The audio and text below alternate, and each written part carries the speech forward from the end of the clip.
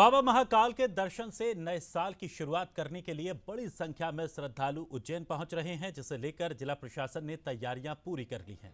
प्रशासन ने 10 parking zone के साथ उचित दर्शन व्यवस्था की भी तैयारी की है। दर्शनार्थियों की सुगमता के लिए संवाददाता संतोष कृष्णानी। वाह मेरे बाबा, हाँ, आनंद आ गया। हाँ, रुक जाओ, राजू है, लगाओ। भगवान आइए। अभी हम खड़े हैं चारधाम रोड पर, जहां से श्रद्धालुओं की एंट्री महाकाल लोक होते हुए बाबा महाकाल के दरबार में पहुंचेंगे। हम दिखाना चाहते हैं कि ये वही रास्ता है जहां पर पार्किंग के बाद श्रद्धालुओं को सिटी बस के माध्यम से यहां तक लाया जाएगा। सबसे प्रमुख द्वार जो है वो चारधाम रोड है। इसी जगह से बैरिकेडिंग से होते कतारबद्ध होते हुए इनके लिए जिला प्रशासन हो चाहे मंदिर प्रबंध समिति हो, इनके लिए निःशुल्क तरीके से पानी की व्यवस्था की गई है, भजन मंडलियों की व्यवस्था की गई है। इसी जगह होते हुए महाकाल लोग पहुंचेंगे। महाकाल लोक की खूबसूरती को निहारते होते टनल होते हुए अब हम आप पहुंचे हैं बाबा महाकाल के दरबार में। आप देख सकते हैं दिव्य दर्शन का लाभ श्रद्धालुओं को मिल रहा है और इसी प्रकार नए वर्ष पर भी इसी प्रकार की व्यवस्थाएं रहेंगी और हो सकता है कि जिला प्रशासन, पुलिस प्रशासन इससे भी बेहतर व्यवस्था को इंतजाम दे, क्योंकि कहीं ना कहीं जिस प्रकार श्रद्धालुओं का अपार जन सैलाब उमड़ेगा तो यही आवाज आपको सुनाई देगी।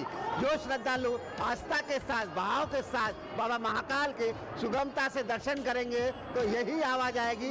नए वर्ष की शुरुआत बाबा महाकाल के आशीर्वाद से सभी के लिए होगी। गगन परिहार के साथ संतोष कृष्णानी, बंसल न्यूज, उज्जैन।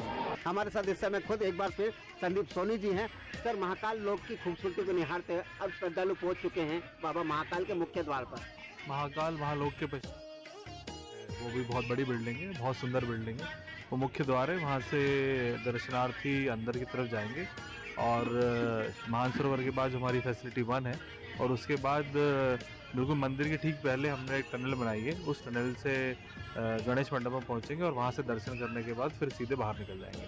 सर, वहाँ तक पहुँचने में जैसे आपने बताया था कि 40 से 50 मिनट लग रहे हैं और सुगमता से जिस प्रकार बाबा महाकाल का जो 3 लाइन रहती है, जो कतार बंद रहती है, जैसे गणपति मंडप हो गया या कार्तिक केग हो गया, वहाँ से भी किस प्रकार दर्शन कर पाएंगे?